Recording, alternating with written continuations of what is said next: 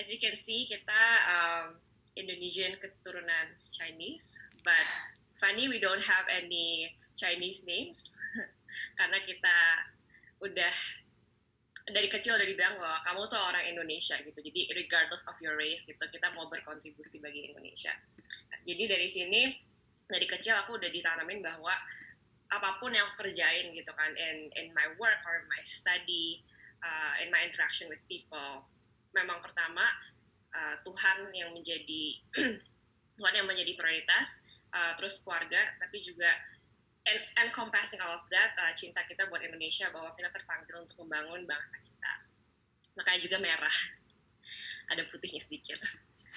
Okay, this is my background. Jadi, like Xenia said before, aku di Covenant College 2011 sampai 2015 for my undergrad di Covenant College, ambil BA in Economics. Abis itu aku kerja di World Bank, jadi Social Development Research Assistant. Kerjaannya belusukan ke desa-desa untuk cari tahu gimana sih keadaan dan desa di Indonesia. Waktu itu terus selama 3 tahun aku di situ di kick out sama bos, dibilang aduh lu kelamaan di sini, mendingan lu pergi aja untuk ambil S2. Ya udah akhirnya I attended Harvard Kennedy School dari 2018 ke 2020 dan sekarang baru lulus. Dan funny fact, I just returned back to Indo 2 hari yang lalu, jadi sekarang masih jet lag. So when I'm like a little bit lagging, please let me know, like tanya aja gue apa aja soalnya I could be more stimulated. Okay, so before I start, I wanna talk a little bit about Harvard Kennedy School and pengalaman spiritual aku sebenarnya untuk masuk ke HCAS. Jadi waktu aku di kick out itu sama bos aku dari World Bank, dia bilang lu udah kelamaan di sini, mendingan lu ambil S2, kalau nggak I cannot promote you.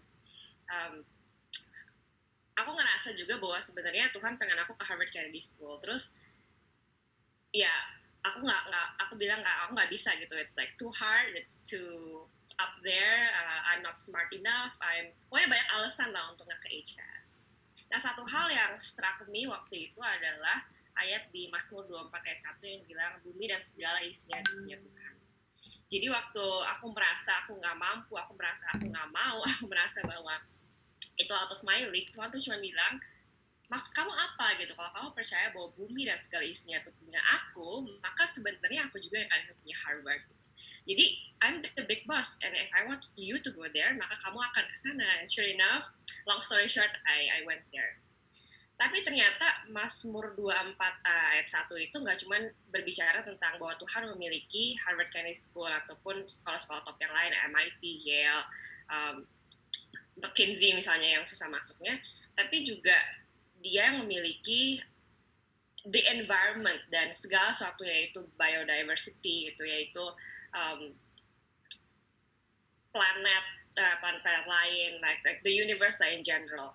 Dari situ aku mulai percaya bahwa if it's true that if it's true that the Lord owns everything, that means I am only a tenant, right? That means I need to be good stewards of this world.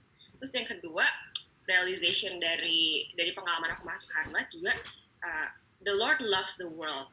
Nah ini yang menarik gitu. Dari dulu aku pikir John 3:16, for God so loved the world that He gave His only Son, ngomong tentang the world as being people only. Tapi ternyata translation for the word world adalah cosmos. Gitu. For God so loved the cosmos, not only human beings but also the animals and the plants and everything, that He gave His only Son.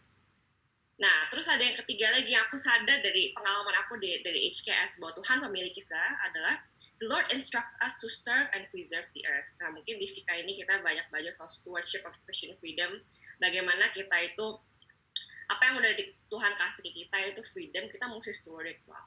Nah, Tuhan di Genesis 1 verse 28 bilang, be fruitful and multiply, fill the earth and subdue it. Nah, awalnya aku juga pikir bahwa subdue itu kayak exerting like dominion over fish of the sea and over the birds, kayak thinking about it as more exploitative.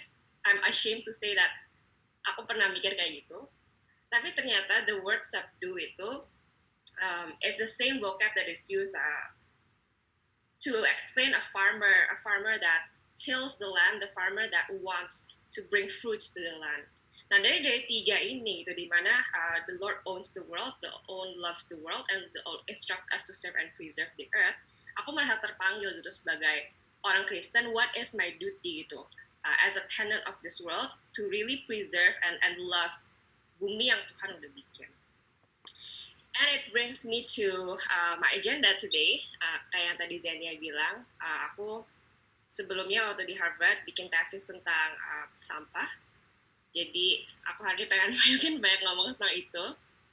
This is our agenda for today. I'm going to talk first about Jakarta's waste problem and alternative yang ada yang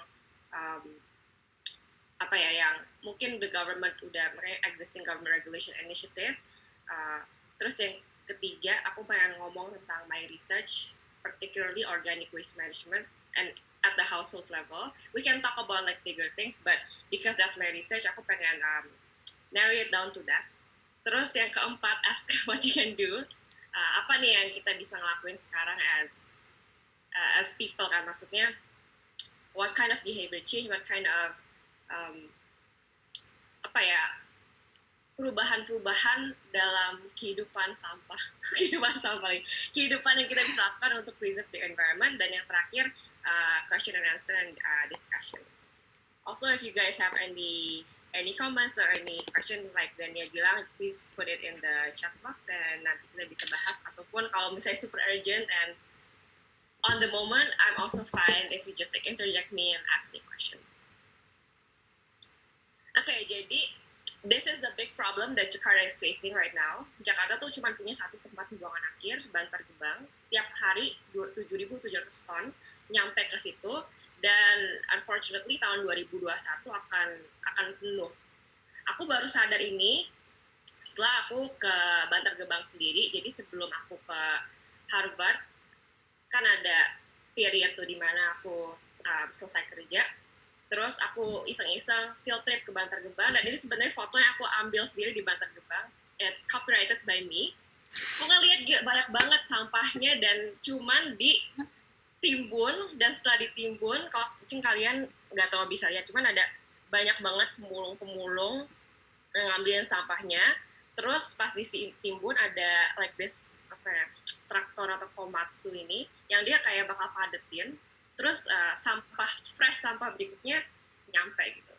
Kayak, oh my gosh, since 1989, bayangin hampir 30 tahun lebih kan, this has been happening, and unfortunately tahun 2021 itu bakal maximum capacity. Now this is a big problem, especially for me yang baru balik dari Indonesia, karena sebagai warga Jakarta/Tangerang, aku pasti bakal affect.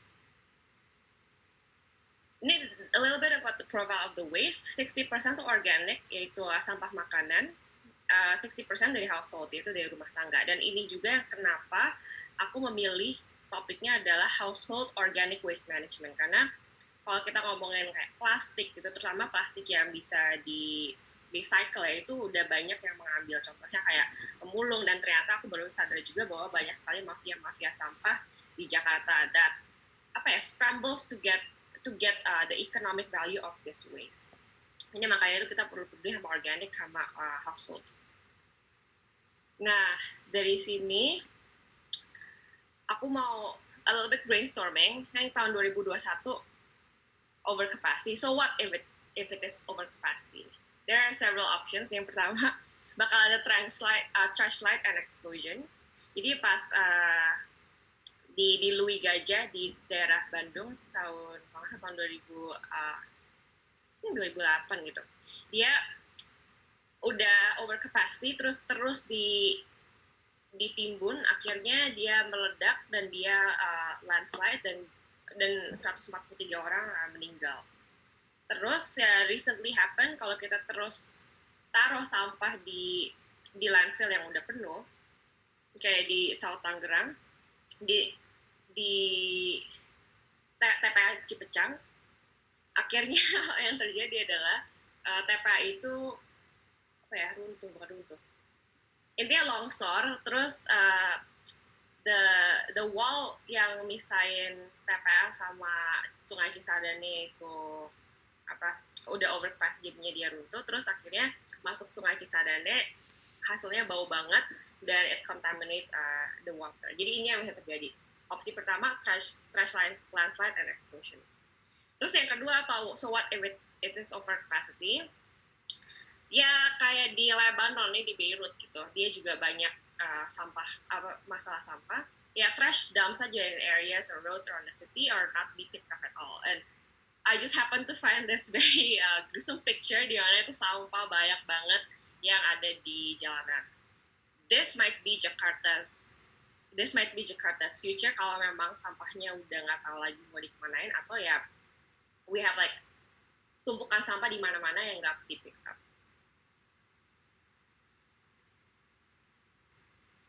Apalagi yang bisa terjadi kalau misalnya overcapacity ya, akhirnya kita harus ada forced resettlements and clearing of land, karena mereka butuh tempat pembuangan sampah lagi, and we really don't want that.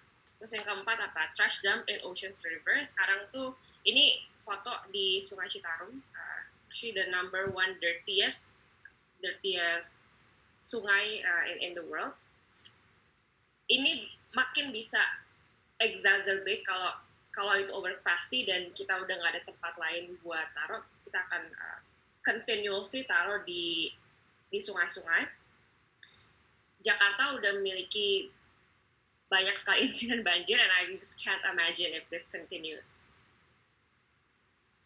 Apalagi mungkin yang kelima, trash ship to another island or province, karena emang udah Jakarta udah too crowded, kita nggak bisa resettle, kita nggak bisa open new landfill, akhirnya mau nggak mau kita bakal harus ship to another province, atau misalnya ke Jawa Barat atau Jawa Tengah.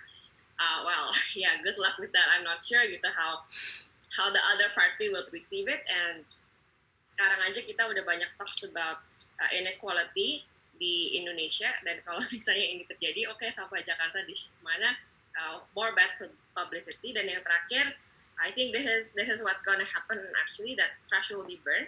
Di Jakarta aja banyak sekali titik-titik di mana kita bisa melihat sampah itu masih dibakar oleh masyarakat. Dan kalau memang udah nggak bisa lagi buang ke TPA, kayaknya this is the most likely solution itu, bahwa trash burn, which means that polusi akan sangat bertambah. Nah, the Jakarta government sebenarnya udah membuat beberapa initiative and regulation to decrease waste, tapi aku ngeliat datanya, kita nggak tahu how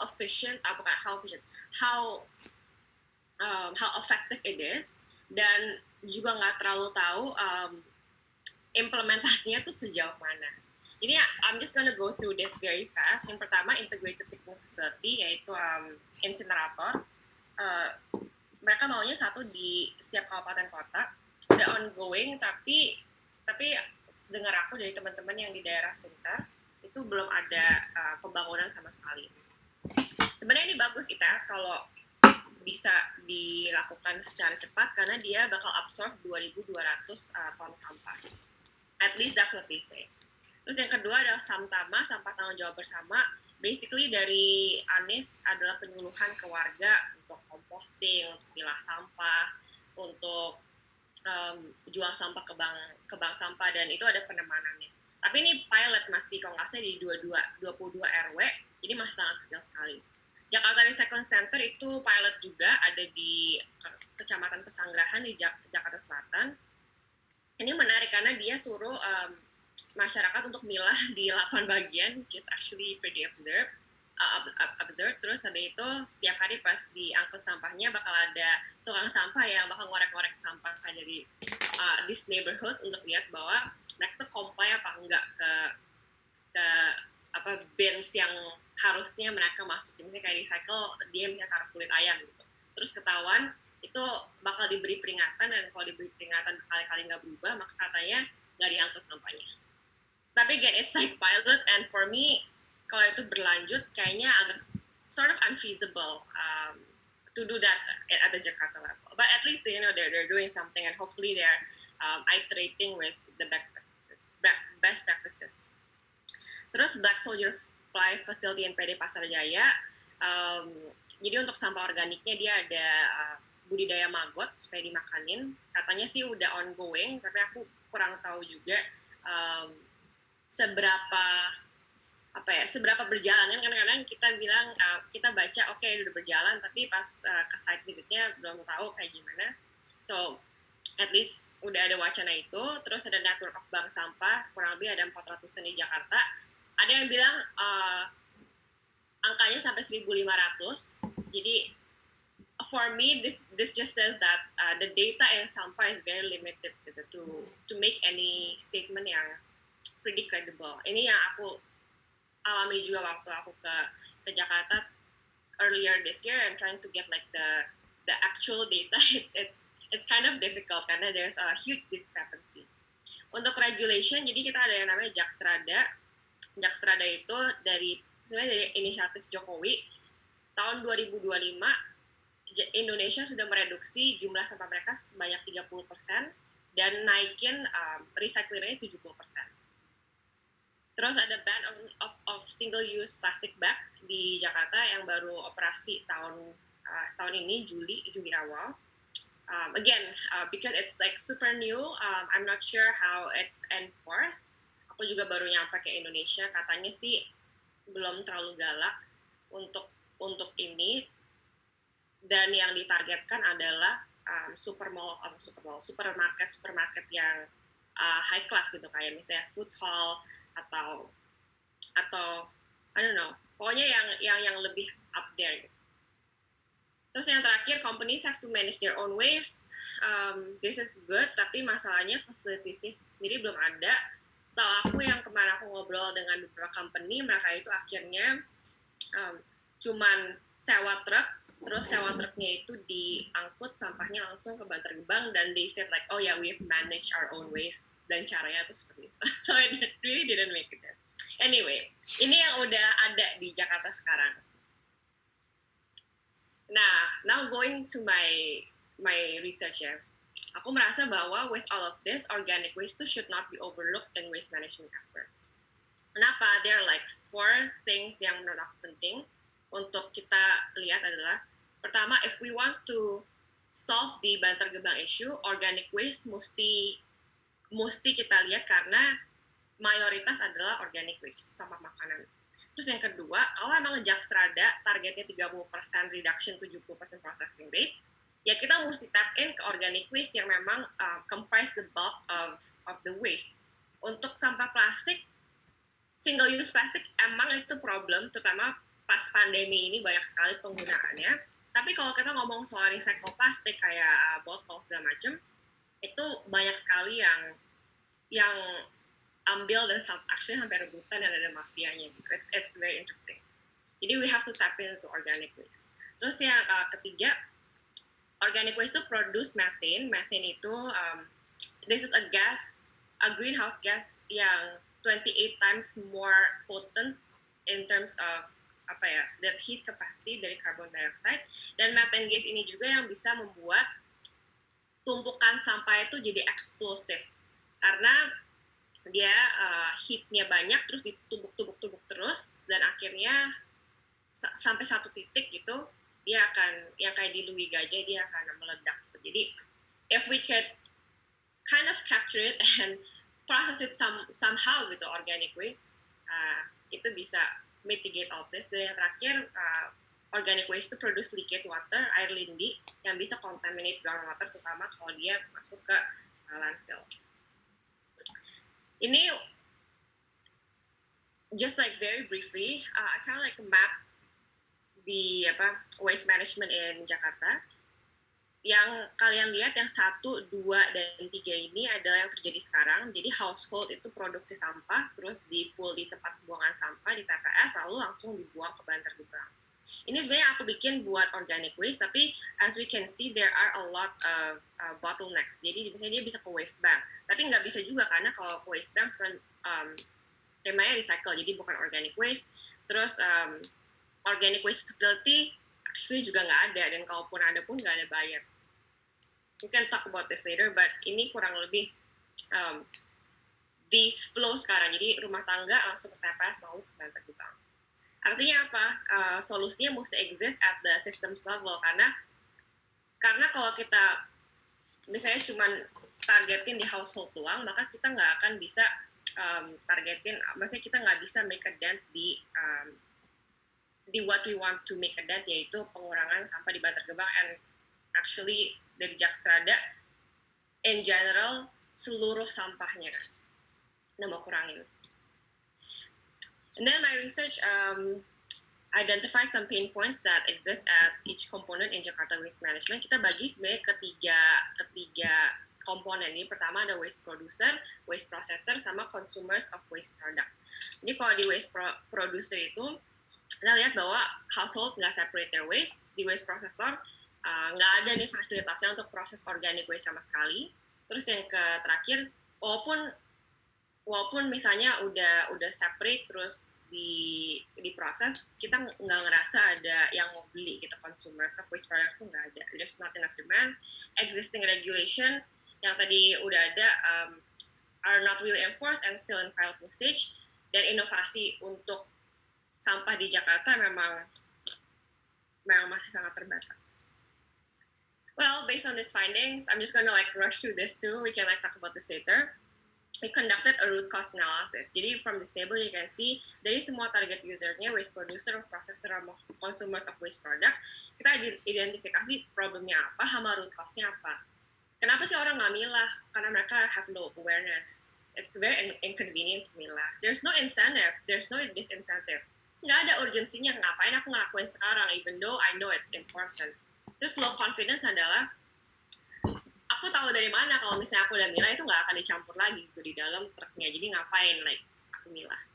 With waste processor, there's not enough organic waste processor karena emang nggak ada insentifnya. Terus kalaupun mereka mau ngelakuin sesuatu, public facilities-nya nggak ada, dan sebenarnya kekurangan lahan juga karena Jakarta is pretty dense. Dari consumer of waste product, mereka meskipun mau beli, mereka bilang ya kita tahu dari mana gitu kalau ini tuh bagus produknya, misalnya kompos gitu kan buat tanaman saya. The quality is not standardized, apalagi kalau itu dari sampah makanan. Artinya sampah gitu kan. How do I know that it's not bad? Terus insufficient consumers because Jakarta is an urban area, nggak terlalu banyak yang punya lahan.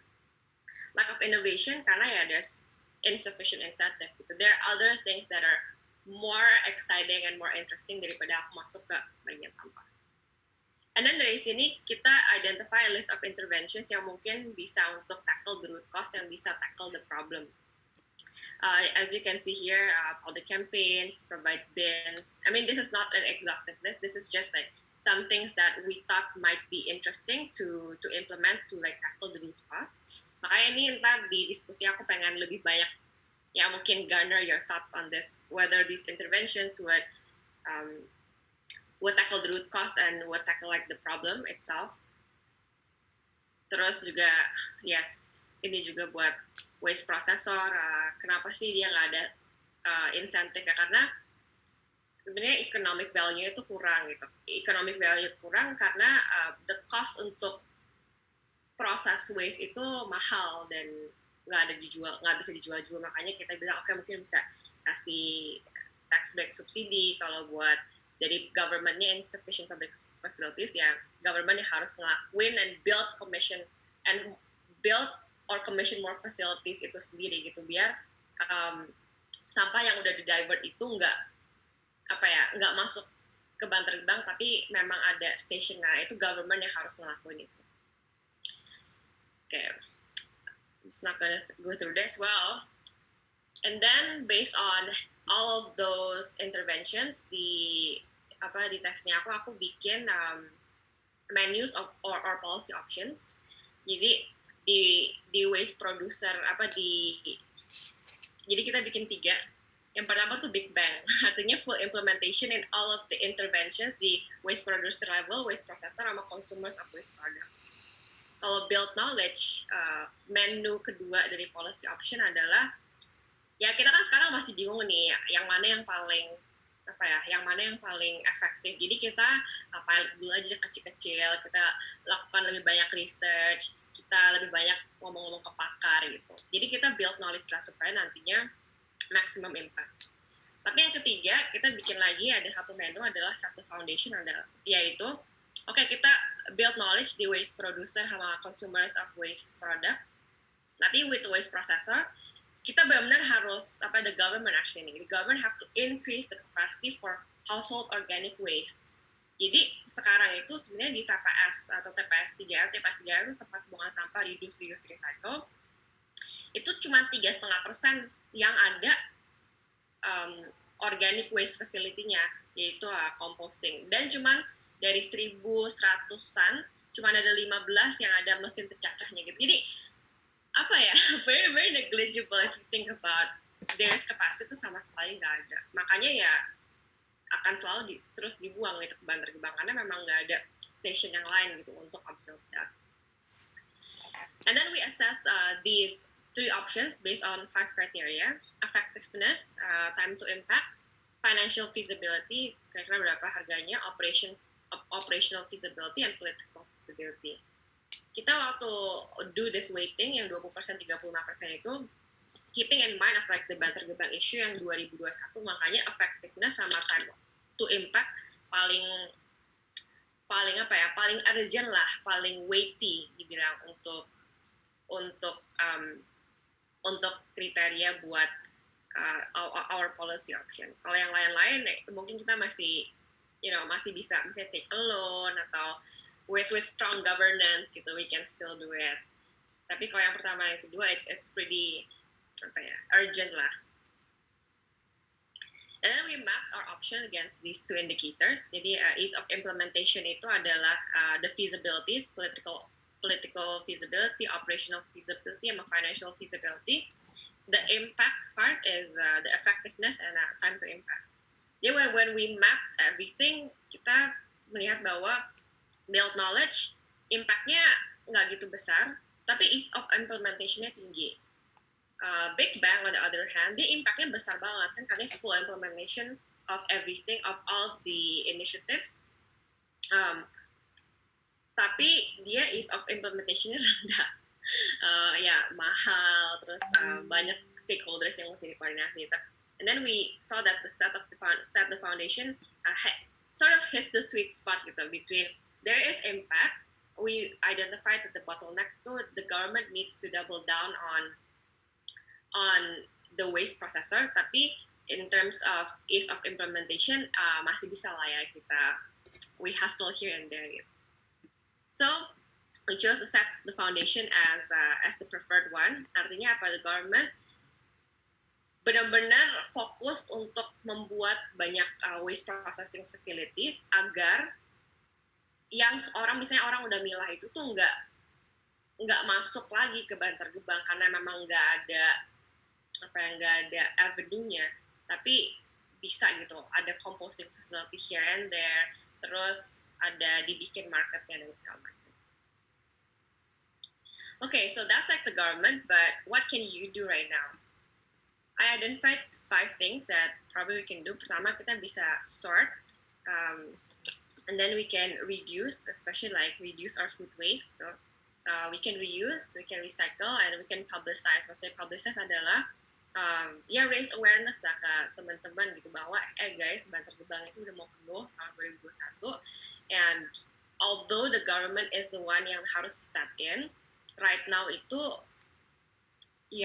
efforts-nya ongoing, cuman kurang greget kalau bisa dibilang. Jadi we have to be aware of this. Practically speaking, I identified 3 things: reduce, reuse, recycle. Pertama, kenapa sih kita mesti sort? For the food, aku rasa ini aku actually baru composting dari ekosistem. Terus aku ngerasa bahwa sorting itu food sama non-food atau recycle itu penting. Kenapa? Karena kalau si komposnya itu terkontaminasi sama hal-hal lain yang misalnya heavy metals atau deterjen atau yang lain-lain, itu sebenarnya kamu nggak bisa kompos karena itu akan berbahaya bagi tanamannya. Terus kenapa mesti sort? Hal yang kedua adalah in the non-food, kamu bisa generate more money for pemulung, for waste pickers. Kalau recycle-nya itu kotor, maka nanti pas dia jual lagi ke pengepul itu bakal rendah gitu uang yang mereka dapatkan. Jadi it's very important if we start the waste. Terus yang pertama, reduce. How can we reduce food waste? This is also ntar kita bisa ngobrol lebih lagi. Misalnya kalian mau beli makanan atau masak gitu, jangan banyak-banyak gitu, secukupnya aja. Terus kalau yang non-food, bring utensils, to-go boxes, back straw.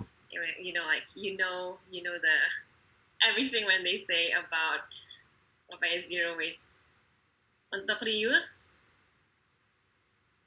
separate food that you know you can't finish. Jadi contohnya kayak kemarin aku baru balik Indonesia dan banyak dapat makanan, ada bakmi gitu. Aku tahu aku nggak bisa habisin karena banyak banget, jadi aku separate dulu supaya ntar ada orang lain yang bisa makan, misalnya small things like that. Kalau yang buat non food, be creative gitu. Jadi daripada kamu buang barang-barang, kamu bisa reuse barang-barang yang udah ada di rumah kamu. Kalau buat recycle, buat food waste, mungkin bisa ya.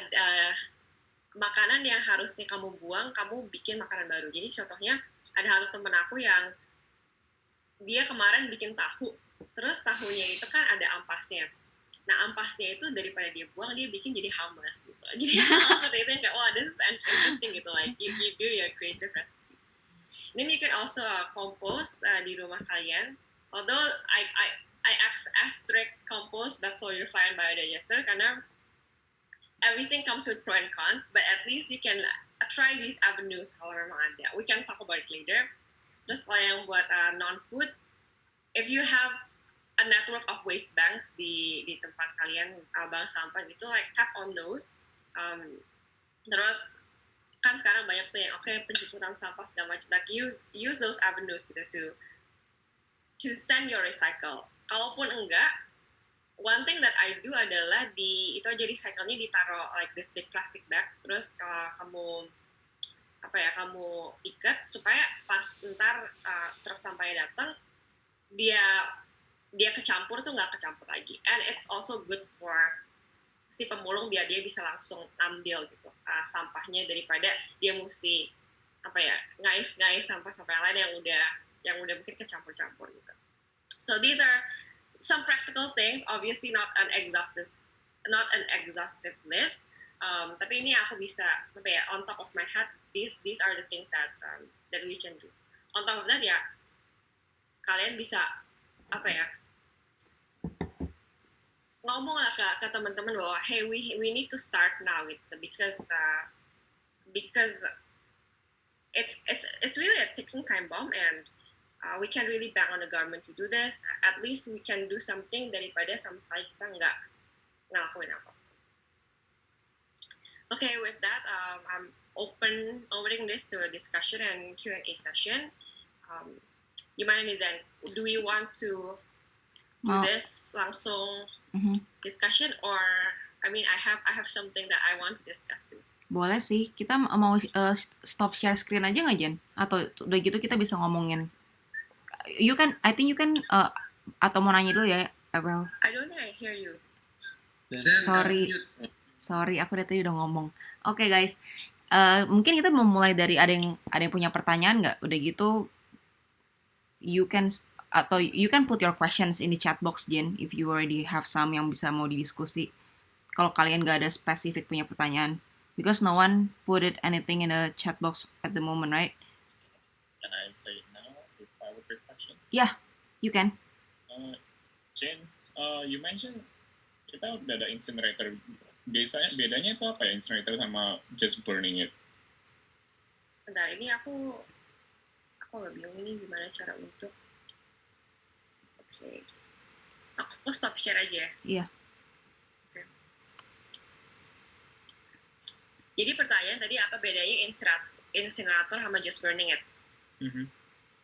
Kalau incinerator itu dia di-burn-nya di satu facility, terus di facility-nya itu bakal diekstrak the heat-nya jadi energi, terus pas dia keluar asap-asapnya itu dia ada satu selaput di scrub dulu supaya dia itu nggak as polluted as kalau kita bakar di luar. Oke, jadi itu kayak PLTS gitu ya. Makanya disebutkan agak sampah gitu. Kenapa? Itu jadi kayak bisa buat PLTS atau district generation gitu. Yes, it could be that. Oke. Ada yang punya question lain? Actually, like, do you guys all speak in Indo, or like Semuanya there's bisa kok. someone who didn't ask, cannot speak English? I mean, cannot speak Indo. Semuanya bisa kok, Jen.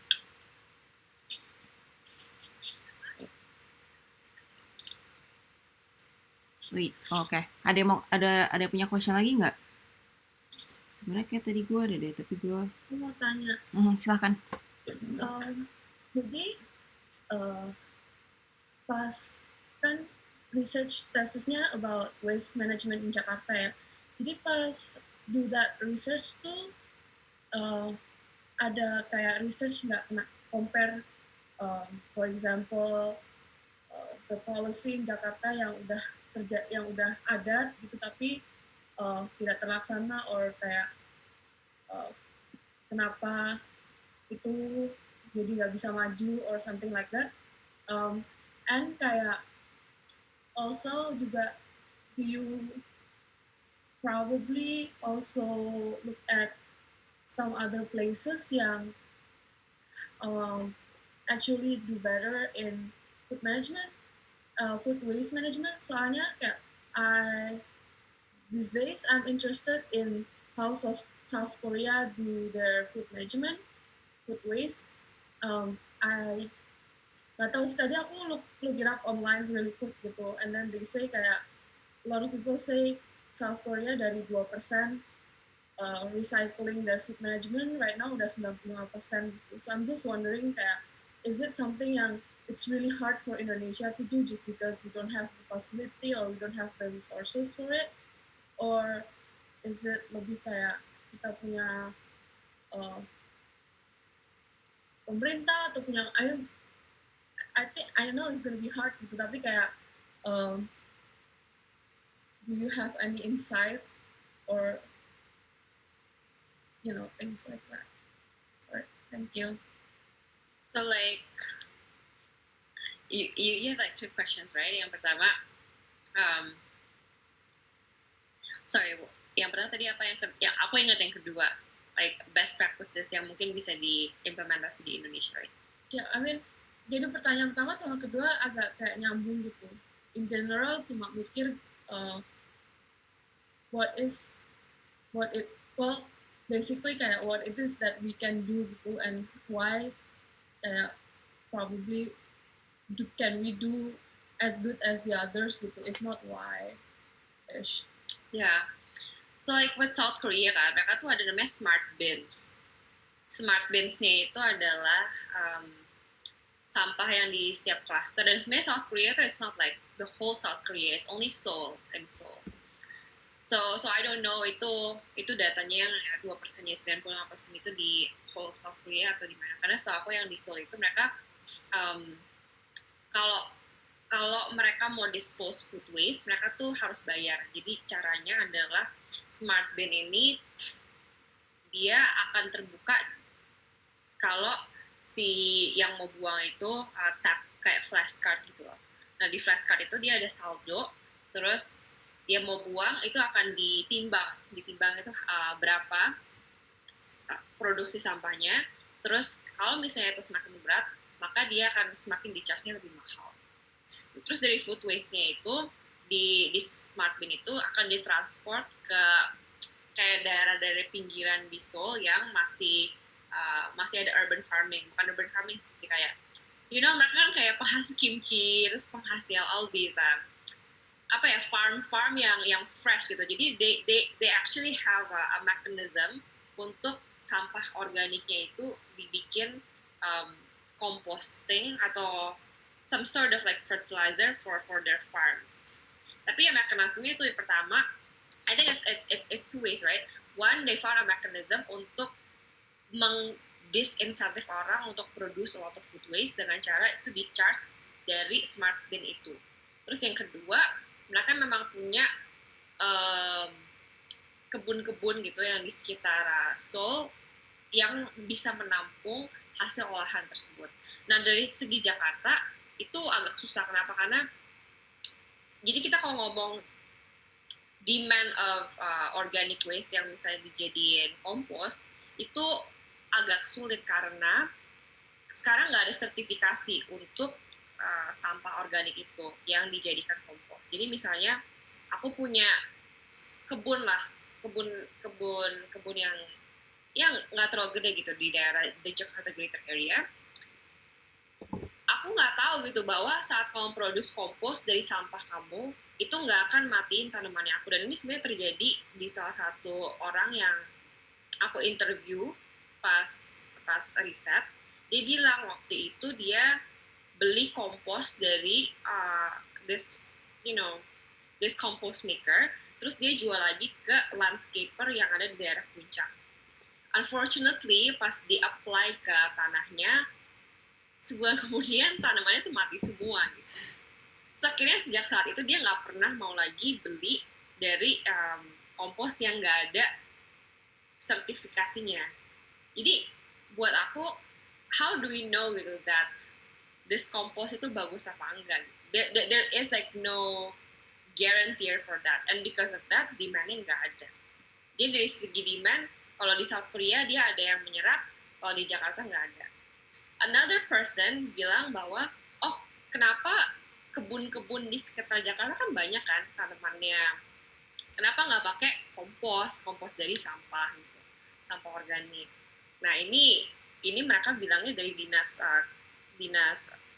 tanaman, dinas apa ya aku lupa, dinas kebun atau apa gitu. Mereka bilang ya kita tahu dari mana gitu bahwa sampah organik yang lu jadiin kompos itu bagus apa enggak gitu. Karena sekarang kan kecampur-campur nih semua kan. Kamu bisa masukin bekas nasi padang, terus sebenarnya kamu masukin molto gitu kan, kamu buang ke situ. Terus sebenarnya kamu masukin bungkusan beng-beng, terus sampai itu kamu minum kopi kapal api, kamu masukin situ. Jadi kayak there is no standardization of it. Nah, menurut aku ini penting buat pemerintah, terutama dinas lingkungan hidup yang di tingkat kabupaten, untuk bekerja sama dengan satu organisasi yang kalau di Jakarta Barat dia bekerja sama Institut Pertanian Bogor, supaya set up this mechanism untuk composting itu ada standarnya, dan abis itu dia bisa guarantee, dan kalau dia bisa guarantee it will open up the demand for this product. Jakarta Barat is pretty good actually. Mesti dihiru sama Jakarta yang lain. Tadi lu mention tentang kayak organisasi gitu kan. Terus ini sekarang Koleo ada question di group chat, if the government is incapable, why not privatize it? Jadi kayak, what do you think? Apakah ada organisasi atau kayak, I don't know, company in Indo yang actually dealing with this dan itu bukan government tapi beneran helpful gitu? I think ideally emang harusnya di-privatize, karena kayak di US gitu misalnya, they privatize it. Jadi there's this huge waste management company, if you know, namanya Waste Management, like legit WM. Truknya itu warna hijau. Terus ada juga Republic Services. They're not like, they're private. Ini kayak di Indonesia nggak ada gitu. Jadi private sector tuh maksudnya cuman they only haul, tapi doesn't do like the processing. Di Bantar Gebang tuh dulu sempat di privatize ke this company namanya Godang Tua Jaya, tapi it's very corrupt, dan ternyata isinya mafia semua. Jadi pas zamannya Ahok, dia bilang kalau misalnya lu nggak bisa benar gitu kerjanya, mendingan gua aja gitu yang kerjain. Akhirnya dibikin di under government lagi, tapi pada saat yang bersamaan dia kena kasus yang Almaida 51 itu, and you know like what happened after that and stuff. Jadi it's now like a big mess. Makanya buat aku perlu yang namanya insentif gitu buat ya perusahaan-perusahaan yang bagus lah ya untuk masuk ke this sphere. Waktu juga sempat mau kerjasama sama pemerintah Jepang, tapi I have no idea why it's not like happening right now.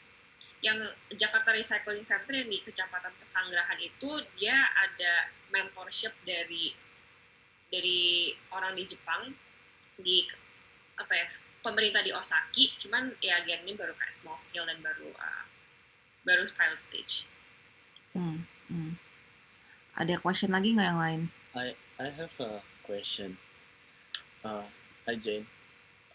Hai. Gue punya pertanyaan sih, kayak menarik sih pembahasan tentang sampah ini. Terus yang kayak tadi gue tangkap adalah emang kayaknya efektif itu kalau dimulai dari kita. Terus pertanyaan gue adalah seberapa jauh peran pemerintah untuk forcing. I think yang paling penting adalah ketika itu bisa masuk ke dalam sistem pendidikan sih. Maksudnya sejak dari dini tuh anak-anak sudah diajar untuk sortir, untuk reduce, recycle, reuse. Terus bagaimana mereka bisa sadar bahwa sampah ini adalah satu permasalahan yang besar kalau tidak diantisipasi dari saat ini gitu. Jadi bagaimana peran pemerintah, dari polisinya atau mereka punya langkah yang konkret yang udah mereka kerjakan untuk masukin ini tuh ke dalam sistem kurikulum mungkin ya. Jadi kayak dari kecil oke, lu harus sortir sampah karena ini nih akan kesini gitu. Apakah itu harus dilakukan sebagai salah satu cara, dan bagaimana sejauh ini peran pemerintah? I know you're not from the government side, tapi yang kamu lihat seperti apa? Menarik banget sih, Katia. Thank you for that question. Waktu kita sempat ke tempat pembuangan sampah reduce, recycle daerah Tangerang, itu kita figure out that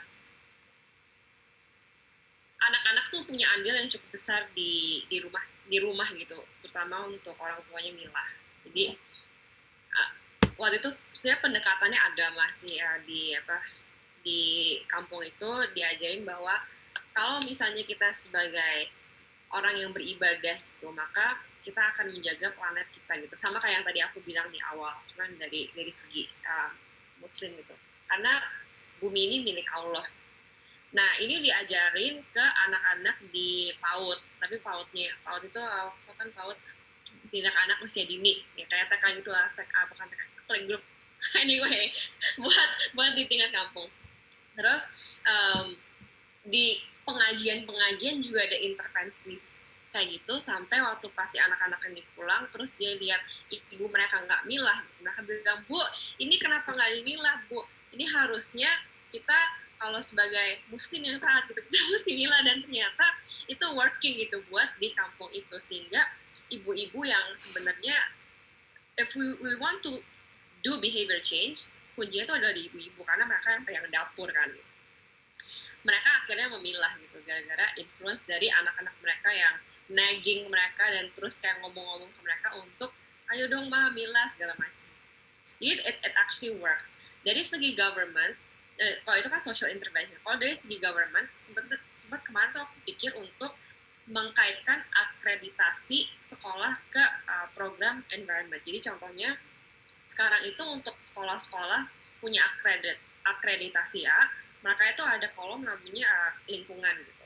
Tapi pas aku lihat apa yang membuat mereka terkualifikasi akreditasi A, lingkungan hidupnya seperti apa, sekolah itu hanya harus memiliki sorting bins sama penghijauannya banyak, tapi nggak ada sama sekali di kurikulum. Ini sangat disayangkan. Kenapa? Karena ya orang kalau nggak diajarin untuk milah sampah cuman ada, ya buat apa juga kan? There's no like curriculum. Jadi yang kemana aku ngomong ke temen aku yang guru gitu, bisa gak ya di pelajaran IPA aja? Kan IPA ya semua orang juga perlu ambil ya gitu. Di insert gitu, like every class gitu, like this environmental awareness gitu, bahwa kita ini punya responsibility gitu sebagai manusia untuk menjaga bumi kita. Apa yang bisa kita lakukan? Misalnya dari sampah gitu. Jangan pakai sampah plastik kebanyakan, jangan makanan itu nggak dihabisin. Karena sekarang kalau kita ngomongin sampah itu cuman buang sampah pada tempatnya, ya kan? Jadi nggak ada tuh yang kayak pemilahan dan tempatnya cuma satu masalahnya kan, itu semua sama temen ini cuma satu. Dan yang lebih parahnya lagi di tingkat kampung, buang sampah pada tempatnya itu adalah sungai. Jadi it's really a problem. So buat aku dari government, mereka bisa mencanangkan bahwa dalam program IPA itu ada renewal of the curriculum untuk membangkitkan awareness environment kepada anak sejak dini, karena itu nggak cuma bagus in the long term, tapi juga di rumah pun mereka akan memiliki influence yang tinggi terhadap behavior dari orang tua mereka dalam sorting.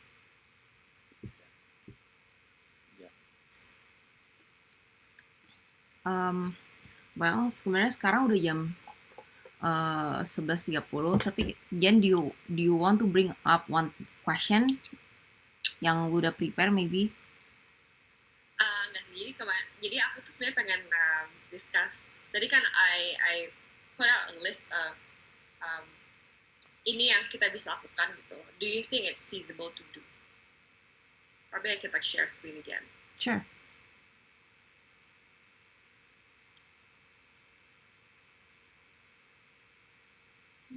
Kalian chime in aja ya kalau ada komen. Kita bikin ini kayak more to discussion and chill gitu. Yeah. So, are these suggestions implementable? Wait, I thought you have 5, right? I think the last one is publicize. Ya, cuman kan menurut aku itu harusnya tinggal disebarin aja gitu.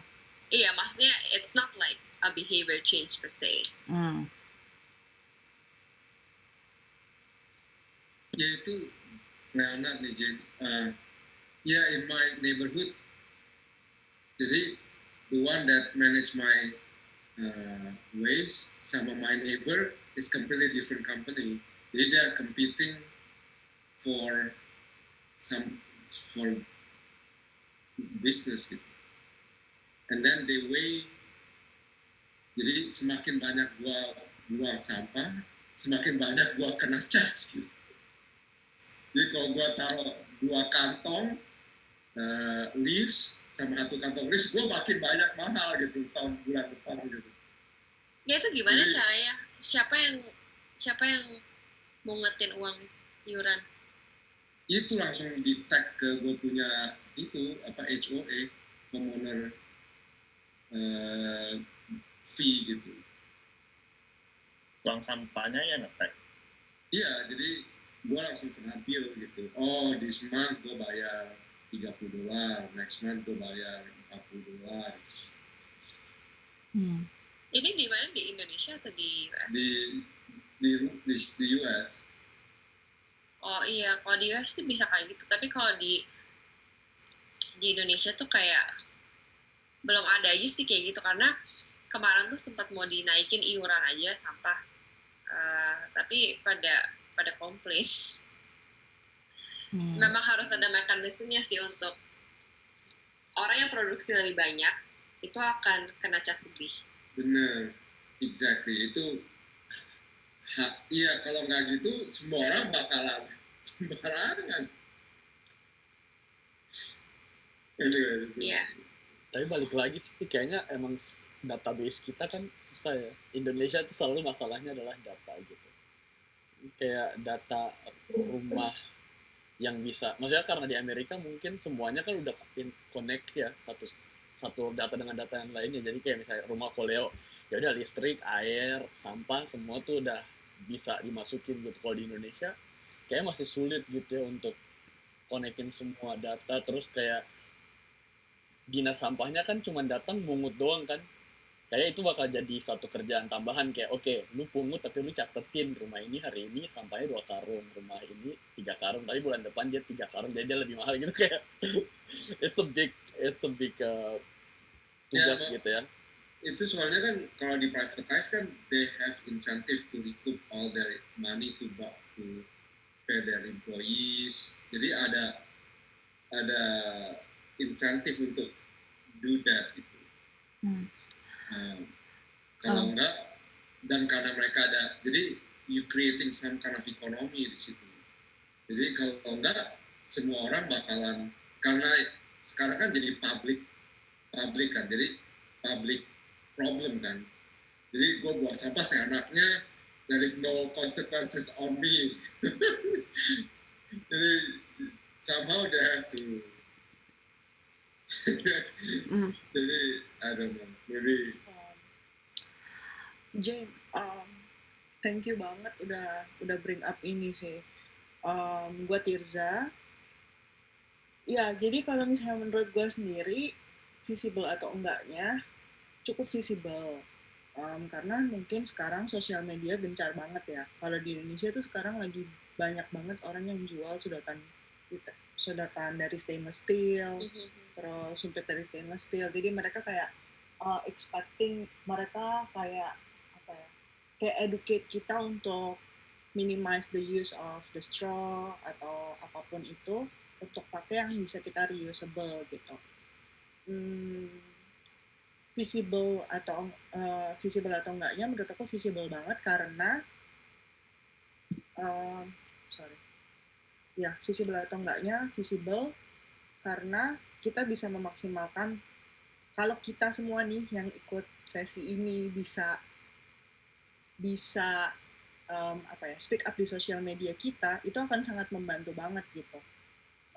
Untuk orang-orang aware tentang ini gitu. Itu yang pertama. Terus yang kedua, kalau misalnya orang Indonesia sendiri itu kan sebenarnya mereka nggak akan melakukan sesuatu kalau mereka tidak mendapatkan sesuatu. Mereka mau hidupnya gampang, mereka mau hidupnya praktis. Menurut gue poin yang paling pertama yang di non-food itu why sort, hire money for waste pickers, itu menurut gue kayak bisa banget dibudayakan gitu di Indonesia. Lu kalau misalnya sorting out sampah, lu bisa dapat tambahan duit loh. Mungkin untuk apa? Untuk uang parkir atau untuk jajan anak lu atau untuk apa gitu. Itu mungkin akan sangat berguna. Tapi memang yang akan jadi masalah itu nantinya ketika food compose, maksudnya ketika waste yang dari kompos dari apa yang kita makan. Mungkin itu sih yang mungkin harus dipikirkan seperti apa yang Koleo bilang di privatisasi mungkin gitu. Iya, kayak memang sih orang Indonesia tuh nggak akan gerak kalau misalnya nggak ada economic value buat mereka. Betul. Dan sebenarnya buat yang non-food itu atau yang recyclable itu yang aku bilang banyak sekali mafia sampahnya dan orang tuh rebutan. Bahkan lucunya pas aku ke Bantar Gebang, terus aku tanya salah satu pemulungnya di situ, Pak ada pesan nggak buat rakyat Jakarta gitu? Ya, aku pikir kan dia bilang ya jangan buang sampah banyak-banyak gitu-gitu kan, terus sorting. Terus dia bilang, ya buang botol aqua sebanyak-banyaknya. Kayak kaget kayak what? Dia bilang, iya. Terus ya pemulung-pemulung Jakarta jangan ngambilin gitu botol aquanya. Kasih kayak dikit gitu buat yang di sini di Bantar Gebang gitu. Ini mah kita nggak ada uang ini, kita nice dikit dapetnya. So aku kayak oke, artinya botol aqua gue nih yang kayak gini, ini kalau aku toss aja keluar tuh udah pasti ada yang ambil gitu. Terus aku mikir kan, kalau misalnya aku kayak ngejual lagi ke ke waste bank terus segala macam, sebenarnya aku taking away apa yang bisa diuangkan sama pemulung. Yeah, I feel like there is that aspect of I'm taking away some of their livelihoods. Jadi buat aku mungkin to piggyback on like the higher money for waste picker adalah kesadaran buat orang-orang yang mungkin kayak kita yang sebenarnya nggak gitu butuh lah ya duit kayak 10.000 buat uang parkir segala macam. Tapi di package-nya kalau misalnya kita milah, maka ada orang lain yang akan mengambil keuntungan gitu. Jadi lebih ke kamu tuh berbuat amal gitu, kayak membuat kebaikan gitu kepada si pemulung ini. Jadi dia nggak usah bersihin lagi gitu bekas bobanya kamu gitu yang masih ada pearlsnya yang lengket gitu kan. Kayak kamu udah bersihin buat dia supaya dia pas ngejual misalnya ke bank sampah atau ke pemulung itu bisa lebih tinggi gitu. I guess that's more feasible. Karena udah banyak banget, it's a very saturated market untuk botol aqua. atau recycle yang lain, terutama aqua, ades gitu. Well, Mungkin tambahan. sorry, Oh, you can go. Siap. Gak apa, kamu keluarin lo aja. Oh, oke. Tapi mungkin kalau misalnya selain aqua, apakah misalnya kayak kaleng, kertas, terus gelas kaca, seperti barang-barang yang kayak gitu, terus misalnya bekas shampoo gitu-gitu, apakah itu juga dipulung atau enggak? Atau mereka khusus kabelin gelas aqua? Botol aqua. Jadi buat yang lain-lain itu mereka mulung, tapi yang paling ada uangnya tuh sebenarnya yang aqua gelas gitu terutama.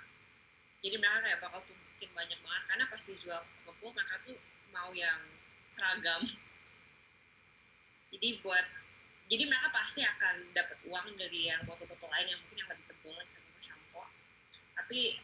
Tapi yang aqua yang paling apa ya? Ada uangnya gitu, menarik. Dan how do we manage buat sampah-sampah yang kayak gitu? Ya, yang tadi kayak aku bilang dipisahin aja ke satu bagian, pastiin udah kering, terus pastiin nggak kotor, terus dimasukinnya kayak big like trash bag, terus taruh di luar gitu. Itu pasti ada yang ambil. Karena kan sekarang problemnya adalah orang nggak mau milah karena mereka bilang ntar pas truk sampah datang itu bakal dicampur lagi, jadi buat apa gue milah. Tapi kalau kita udah taruh di satu plastik bag kita ikat itu nggak mungkin kecampur lagi kan, mereka bakal kayak masukin lagi. Nah, aku juga kemarin sih sempat lihat sampah itu kan kita suka masukin kantong plastik kan, jadi tong sampah kita lining kantong plastik, kita ikat terus kita buang. Sama si petugas sampahnya tuh actually dibuka lagi terus dimasukin lagi ke all this the whole batch. Tapi karena dia tahu bahwa itu semuanya udah sampah kering dan sampah recycle yang ada uangnya, itu bakal pilahin gitu ke pinggir. Itu yang kemarin actually aku baru lihat dari truk sampah di rumah aku, dan apparently di Jakarta teman-teman aku juga pada bilang kayak gitu. Jadi mereka bakal buka lagi, tapi mereka bakal pilahin gitu karena mereka tahu itu ada uang. I mean it's way better than just like itu, terus sebelahnya ada bekas martabak, terus sebelahnya ada splatter bakso gitu kan. It's going to lower the price for them. Jen, ada question? Gue tanya nih. Ada question? Itu kalau di tetangga gue punya kayak bin gitu, yang jadi kalau dia punya waste makanan, waste atau apa itu ditaruh di situ gitu.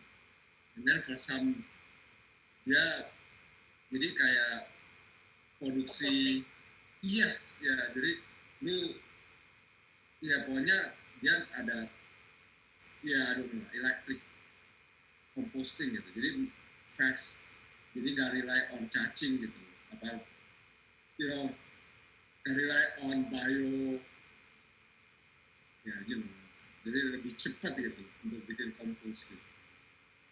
Dan ya jadi bagus sih kayak gitu. Kayak aku kemarin bawa composting, tapi aku juga sadar bahwa composting itu super repot. Jadi orang kan kayak di US kita semua sama makanannya, kayak aku waktu di Cambridge di Boston, semua sama makanannya kayak dicampur di kayak satu ember kecil. Kita mau ya produk hewani, produk non hewani masuk ke situ semua. Tapi kalau di Indonesia itu ternyata komposnya tuh harus yang non hewani, dan itu mesti ada karbon sama nitrogen ratio-nya, terus habis itu mesti disemprot sama aktivator cairan EM4 gitu. Jadi kemarin aku ngeliat, aduh ini repot banget, super repot. Jadi kalau misalnya ada yang elektrik itu sih it's gonna be really good. Makanya karena repot itu juga orang juga nggak banyak ngelakuin, dan walaupun mereka udah ngelakuin, aku juga skeptis sih, kayaknya punya aku juga gagal composting gitu. Kalaupun berhasil nggak ada yang mau beli juga, dan aku juga nggak tahu mau taruh di mana. So it's like there are a lot of bottlenecks in the system. Yang paling memungkinkan adalah ya government yang harus fill in the gap. Dia terserah dia mau kerjain sendiri kayak atau dia mau pakai private sector, apapun itu lah, pokoknya that missing block tuh harus ada, that waste processor. Tanpa itu maka ya orang bakal buang aja terus ke bantar gebang because there's no other alternative gitu. Tapi kan again itu kan government, so that's why I'm trying to like shift it to our scale. Now what can we do, because we are not the government, and besides praying, these are the things that we can do on a personal level, on a household level, so that we can reduce food waste and also reduce waste in general.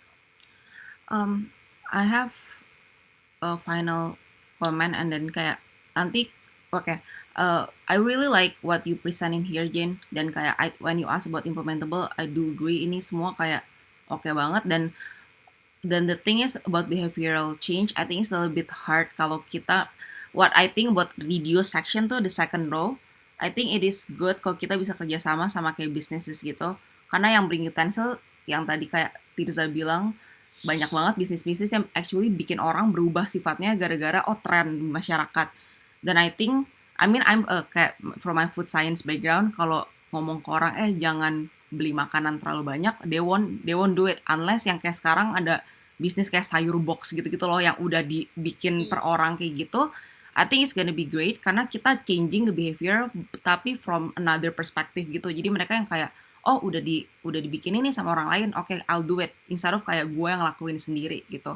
Jadi I think menurut gue ini yang bikin di table ini banyak banget from me kayak bisnis perspektifnya gitu, atau bisa kerjasama sama bisnis-bisnis di Indonesia yang juga bisa bantuin doing this gitu, terutama yang kayak mungkin startup kecil yang kayak Kisah Tani atau Tani Hub, mereka bisa bantuin malah kayak tiap keluarga mungkin segini doang, jadi reducing waste juga at the same time.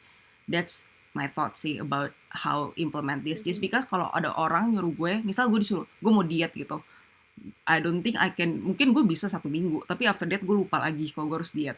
Jadi I think ini bisa juga jadi kayak sesusah itu buat tiap orang gitu ya, atau kayak they need a more extra effort gitu kalau ngubah dirinya sendiri tanpa bantuan dari eksternal. Itu menurut gue sih. Dan by the way ini tuh sekarang udah jam 11.46, jadi I think buat respecting Jane's time, kita bisa write up atau Jen, do you mind kalau ngasih your contact buat orang yang masih mau nanya? Karena I think sebenarnya masih ada beberapa pertanyaan sih di chat box. Jadi kalau ada yang mau kayak nanya Jen, email atau kayak asking more about this. Dan Jen juga punya Instagram guys, jadi kalian bisa follow Instagramnya Jen dan chat langsung lewat situ. Kalau nggak punya Instagram, email. Oh ya, smooth, mau nanya nomor maksudnya. Itu nomor Iya, jadi Jen, ya udah kita ready up ya guys ya. Udah malam juga mungkin buat berapa orang. Jen, thank you so much. Nanti kita bakal ada digital certificate for you. Tapi thank you banget udah jadi speaker during FICA event. Walaupun ini dan kayak ini brown bag dan udah ini siang di Indo ya. Tapi thank you banget buat kasih overview for your thesis dan mau datang ke acara kita. Yang lain ada yang mau komen juga nggak? Salam buat Gideon. Ada Gideon ada di sini kok, right? Dia udah cabut kayaknya. I see. Iya, sebenarnya gue bakal stop recording sih bentar lagi. Jadi abis ini kalau masih mau ada yang chat silahkan. Tapi thanks so much Jen. Ntar gue stop recording dulu.